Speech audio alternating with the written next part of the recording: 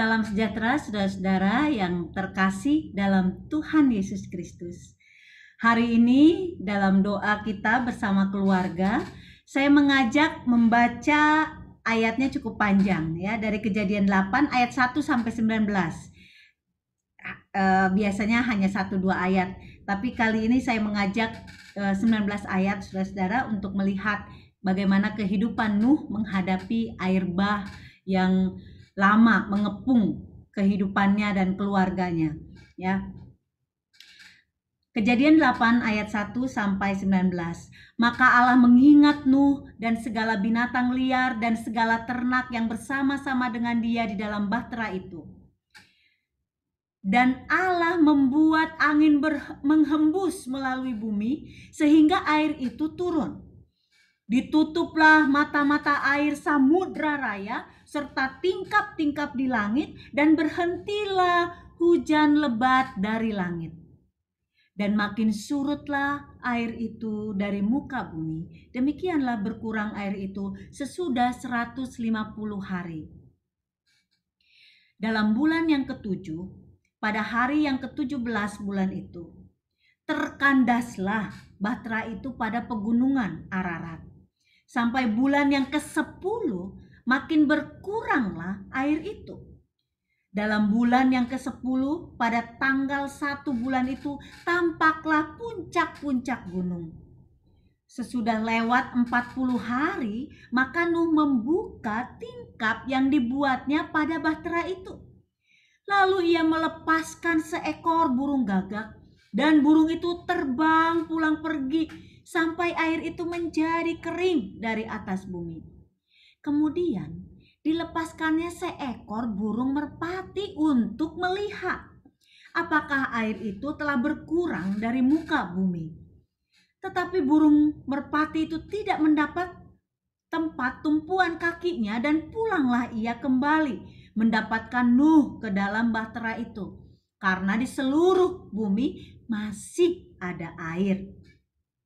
Lalu Nuh mengulurkan tangannya, ditangkapnya burung itu dan dibawanya masuk ke dalam bahtera. Ia menunggu 7 hari lagi, kemudian dilepaskannya pula burung merpati itu dari bahtera. Menjelang waktu senja, pulanglah burung merpati itu mendapatkan Nuh, dan pada paruhnya dibawanya sehelai daun zaitun yang segar. Dari situlah diketahui Nuh bahwa air itu telah berkurang dari atas bumi. Selanjutnya ditunggunya pula 7 hari lagi.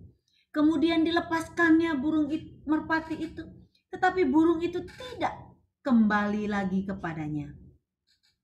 Dalam tahun ke-601, dalam bulan pertama, pada tanggal 1 bulan itu, sudahlah kering air itu dari atas bumi. Kemudian Nuh membuka tutup bahtera itu dan melihat-lihat. Ternyatalah muka bumi sudah mulai kering. Dalam bulan kedua, pada hari yang ke-27 bulan itu, bumi telah kering. Lalu berfirmanlah Allah kepada Nuh, keluarlah dari bahtera itu, engkau bersama-sama dengan istrimu serta anak-anakmu dan istri anak-anakmu, segala binatang yang bersama-sama dengan engkau, segala yang hidup, burung-burung, hewan, dan segala binatang melata yang merayap di bumi. Suruhlah keluar bersama-sama dengan engkau, supaya semuanya itu berkeriapan di bumi, serta berkembang biak dan bertambah banyak di bumi. Lalu keluarlah Nuh bersama-sama dengan anak-anaknya dan istrinya dan istri anak-anaknya, segala binatang liar, segala binatang melata, dan segala burung, semuanya yang bergerak di bumi, masing-masing menurut jenisnya, keluarlah juga dari bahtera itu. Saudara-saudara, tentu dalam situasi pembatasan kegiatan kita saat ini, kita mungkin ada yang merasa dan terus kemudian bertanya, kapan ini pandemi lewat ya? Udah sempat reda, naik lagi, dan kita diketat lagi di rumah aja gitu ya. Saudara-saudara, berkaca dari kehidupan Nuh, saya yakin kita semua yang hari ini berdoa bersama pasti tahu bahwa Nuh itu seorang yang beriman, seorang yang sangat dekat dengan Tuhan, bahkan seorang yang sangat dicintai Tuhan. Pastilah Nuh ini seorang yang dilindungi Tuhan. Makanya dia mendapatkan anugerah yang diselamatkan dalam bahtera itu. Satu-satunya keluarga dia yang selamat dari seluruh muka bumi ya, yang disampaikan di dalam kisah Kejadian. Jadi saya yakin kita tidak akan berdebat tentang keimanan Nuh dan juga tentang kecintaan Tuhan kepada Nuh, kedekatan relasi mereka.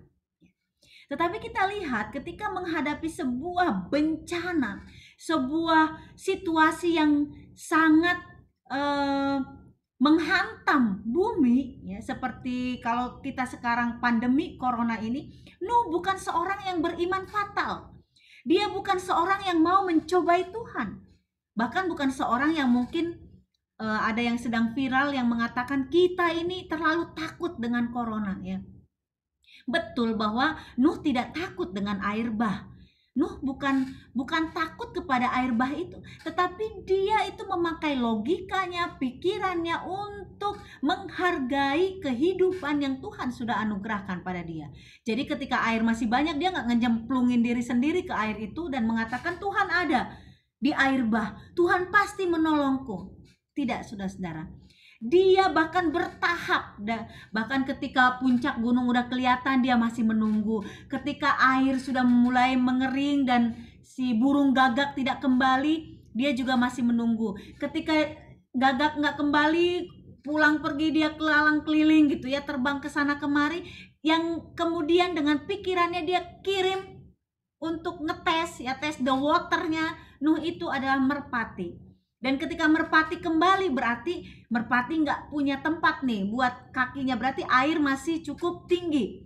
Maka dia menunggu lagi. Kemudian dia terbangkan lagi merpati itu.